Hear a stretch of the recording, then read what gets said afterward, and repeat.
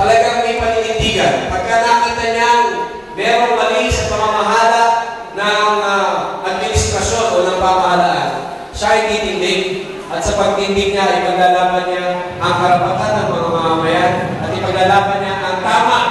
No? Ang tama na sa palagay niya ay magiging mas kapakipakinabang sa ating pong pamayanan. Yan ay gagawin niya kung siya ay congressman.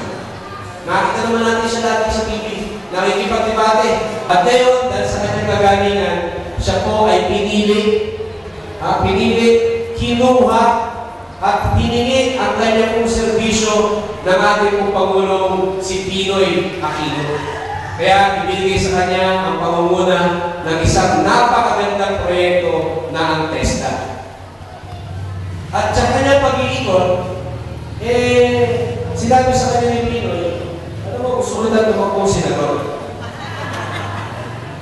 Pero, very, ito po ay nilalong ko sa inyo, napaka-humble po ng tao. Hindi niya pinilit yung sarili niya, hindi niya in-offer yung sarili niya kung mandilalang ng senador. Pero, nakita sa kanya ng ating Pangulong si President Aquino, ang kagalingan niya.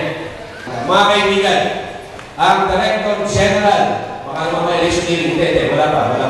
Ang Director General ng TESDA, ang dating congressman at magiging senador